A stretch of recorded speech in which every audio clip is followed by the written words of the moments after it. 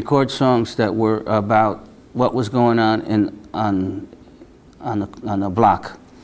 And these songs were like little pictures of, and they spoke about stories about people that were using drugs and, the theft. I had one of my first songs was Fuego al Barrio, which was the time when all of the landlords were burning their buildings, because they wanted to get rid of them because we were moving in for insurance.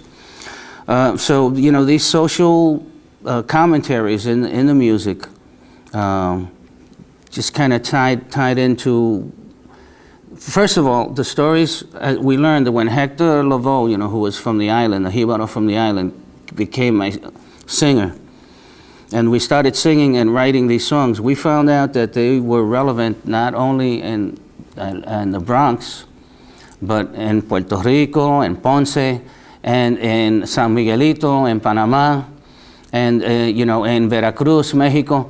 It's just a universal kind of culture and a universal message that we stumbled on it. It's not anything that we planned. It was like an organic kind of process. And after a while, people started asking me, not only to play, but, can you come to the school and speak to the students, I'm a Chubb Fellow at Yale University, where I did a lecture called Salsa, a Socio-Political Perspective. And I think that, music is very important, and art is very important as far as politics is concerned.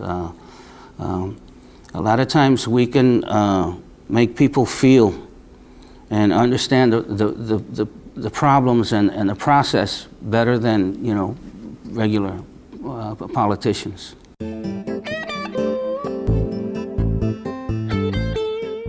Yeah, I think it's very important. The most important issue for Latinos is economic empowerment first, because the only color that really matters is green. You got the green, you're in, you can hang. But also, Latinos have to become more aggressive and more active in the political process, because we tend to come here and a lot of times, for generations, they're just happy to live like in the shadows, along the edges, and just kind of survive, and not rock the boat. And, other ethnicities, other immigrants, have really made their mark. And, we don't have a lot of money, Latinos, but we have a lot of numbers. And it's a great asset that we have, to work with. But we have to, first of all, we're starting out with all of these different nationalities of, Latin American nationalities. So we have to take that next step. We have to stop talking all of this, the brotherhood thing, and really live it and believe it. Because,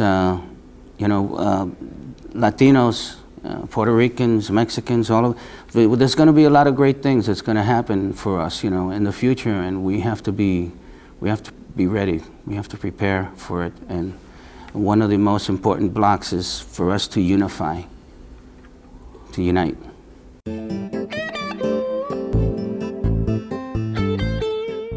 Again,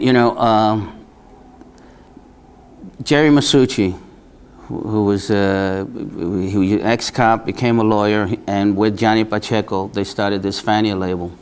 And it was like a little independent label, and scouting out all of these little groups in the Bronx and Brooklyn and in Puerto Rico. And they became like the musical happening label, it was like the gospel. And if you recorded with Fania, and it just kept developing. I don't know if he was such a genius, but then he took all of the leaders of all of these bands on the labels, and they formed a thing called the Fania All-Stars.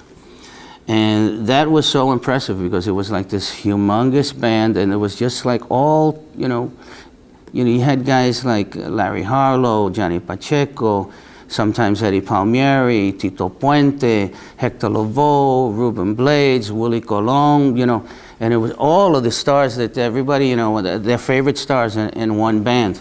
And it went on to, you know, it just snowballed into such a big thing that it made salsa concerts possible. You know, we played at Yankee Stadium. You know, nobody had ever heard of that. You know, a salsa concert at Yankee Stadium. First of all, who dares ask for Yankee Stadium to play a concert? You know, and he actually pulled it off. They played in Zaire, you know, before the Muhammad Ali fight in Africa. It was like comparable to a rock and roll act. That, you know, that's the kind of spin and glamour and stuff that it had to it. So you know, and that all came from here, from Latin New York, from the El Barrio of New York. I'm asked a lot to, you know, to speak and to, you know, represent different groups. I ran for public advocate in 2001, and I think with about 125 grand, you know, I almost made the runoff with, you know, with $1 million campaigns. People have seen me. I've been recording since 1966. They've seen me as a little boy. They've seen me grow into an old man. And there's a certain amount that they identify with me, and I thank God up to today I've stayed out of trouble, you know. So they trust me.